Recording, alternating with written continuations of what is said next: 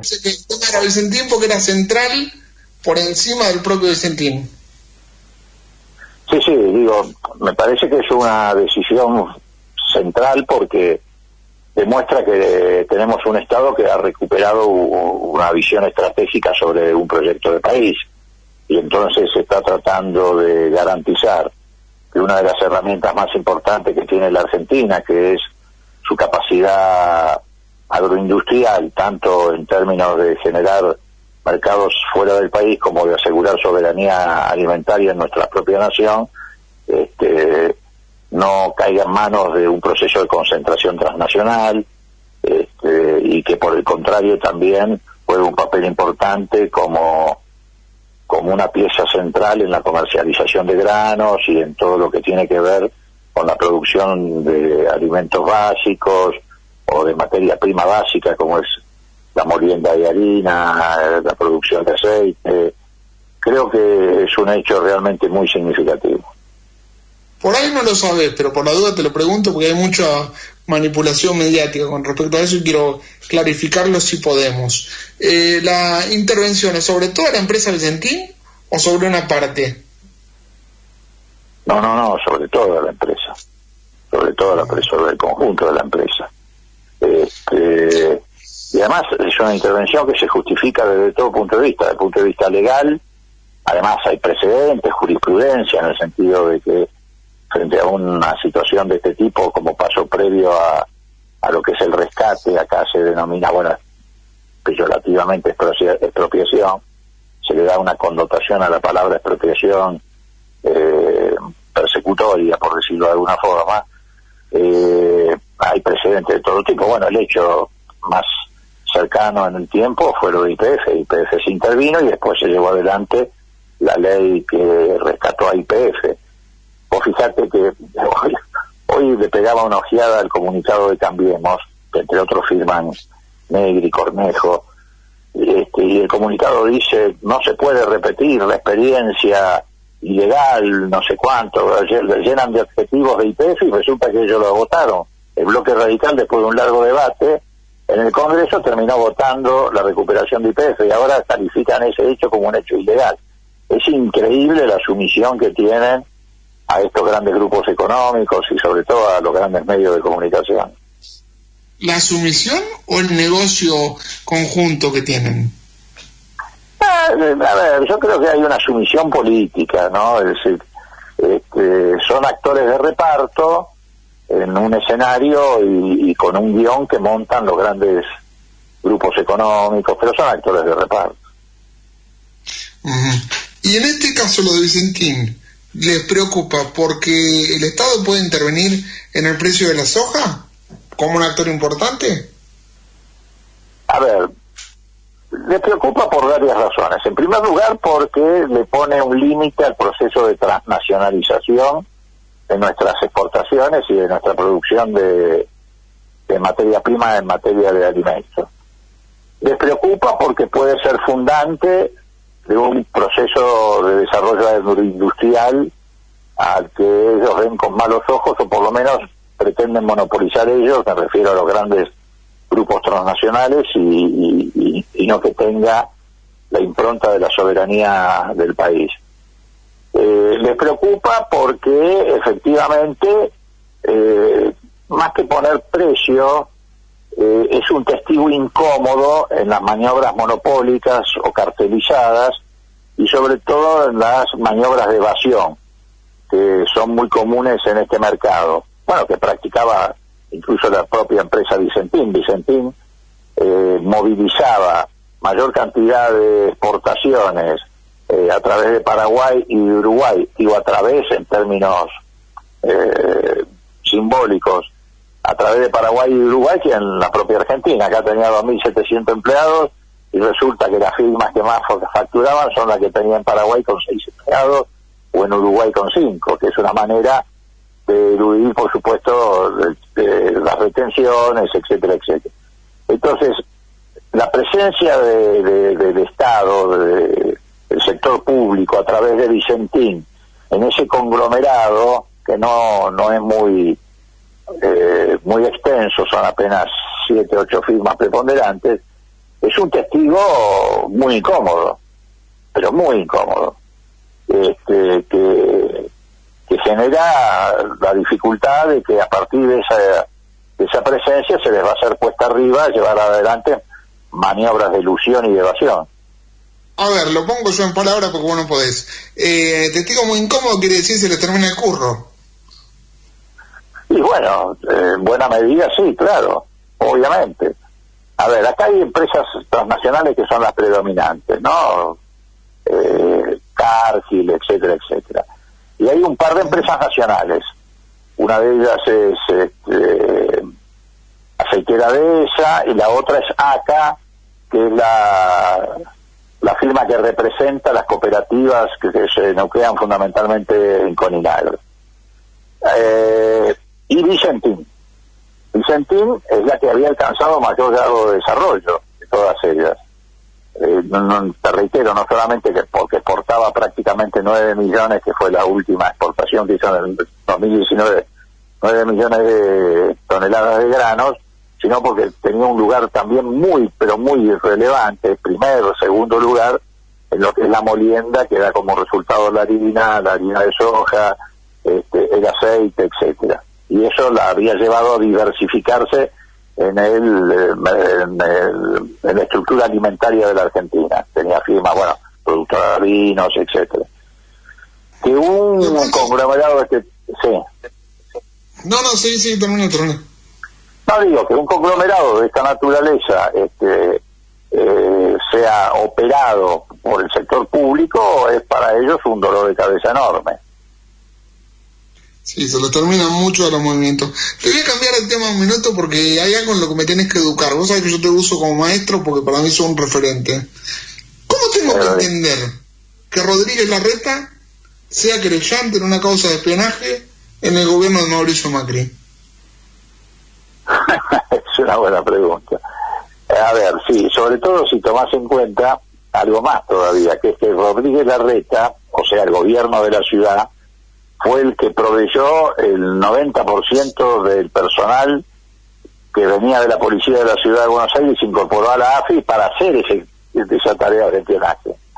Porque el núcleo de lo que fue el grupo que se dedicó al espionaje político, cuando digo espionaje político lo digo en un sentido amplio, no solamente perseguía a dirigentes políticos, sino también lo hacía con dirigentes sociales, con dirigentes sindicales, con representantes de la Iglesia Católica como el obispo Lugones, sacerdotes.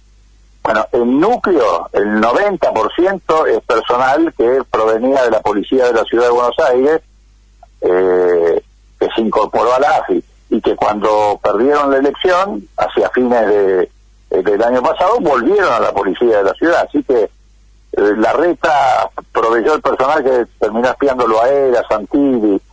A ver, yo digo que cuando vos tenés una estructura mafiosa que se apodera del Estado, no que lo soborna, porque el caso argentino es un caso interesante. Pocas veces una mafia o una expresión mafiosa se apoderó del aparato del Estado. Generalmente la mafia, compra un policía, compra un juez, compra un legislador, compra un ministro, pero es raro que se apropie del aparato del Estado. En este caso no ocurrió. Se instaló una mafia que actuaba como tal, y bueno, las mafias tienen, entre otras cosas, las características de que el jefe mafioso no le confía a sus lugartenientes, porque siempre está con la paranoia de que pueden juntarse, unirse para destronarlo. Entonces, bueno, yo creo que esto en parte explica ese espionaje a los propios, como dicen los medios, ¿no? Sí, ahora la pregunta del $1.000.000 es, ¿esta gente corre el riesgo de ir en cana o va a quedar todo como siempre ocurre o suele ocurrir en Argentina? Vos tenés mucha experiencia en esto, has visto varias de esto. ¿Pueden terminar realmente en cana o no? ¿Zafan otra vez? Ya, yo debo decirte que esto no lo vi nunca. En democracia nunca lo vi. No, con esto no estoy negando que en los procesos democráticos los servicios de inteligencia no cumplieran siempre un rol nefasto, que no haya habido alguna acción de inteligencia por afuera fuera de lo que indica las normas constitucionales, legales, pero esta estructura de persecución política, de extorsión política, nunca la vi. Su dimensión, su organización, su sistematización no tiene precedentes en la historia democrática de la Argentina, con excepción, como te dije alguna vez, de los gobiernos militares. Eso como primera cuestión. Segunda cuestión, a ver, por lo pronto, más allá de que sobrevenga el castigo penal o no, lo importante es que se cayó el telón, es decir, la gente está empezando a ver lo que pasó. Han salido del cono de sombra de la impunidad. Ya eso es un paso importantísimo. Y yo estoy convencido, sí, que efectivamente va a haber responsabilidades, que alguien se va a tener que hacer cargo de eso. Eso es una pulseada en la que estamos en este momento. El macrismo va a tratar de cortar la cadena de responsabilidades en el jefe operativo de la AFI, en un nivel de ese tipo. Nosotros tenemos la convicción, la certeza y las pruebas de que la cadena de responsabilidad llega hasta el propio presidente de la Nación. Me refiero a todo este entramado mafioso de espionaje, persecución y extorsión. Y creo además que va a ocurrir otra cosa que es tan importante como lo punitivo, que es que se va a generar, a partir de lo que se conozca y de el debate que esto instala en la agenda de la sociedad, una gran conciencia social de repulsa y de rechazo a este tipo de metodologías. Creo que esto va a reconfigurar no solo el sistema de inteligencia de la Argentina, sino que va a reconfigurar también la justicia en la Argentina, va a contribuir a reconfigurarla y a reconfigurar en definitiva también las relaciones de poder en la Argentina. Decime si estoy equivocado, vos estás en la Comisión de Inteligencia, ¿verdad? Sí, yo la presido, sí, hace un par de meses. Bueno, por eso te lo pregunto. ¿Cuál es el cambio que vos harías como presidente de la comisión? Le tenés que llevar un cambio en los servicios de inteligencia, Alberto. ¿Cuál es tu propuesta madre?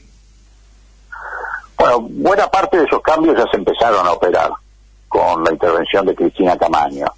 Por lo pronto, el cambio más importante que uno puede ofrecer en lo inmediato ya se produjo cuando ella le comunicó a todos los jueces federales del país y a todos los fiscales que de aquí en más no pueden usar a la agencia de inteligencia como auxilio de sus tareas, porque ahí estaba la madre del borrego, es decir, los jueces y fiscales se mezclaban con agentes de inteligencia y establecían maridajes que terminaban siempre en este tipo de maniobras extorsivas o de persecución, etcétera.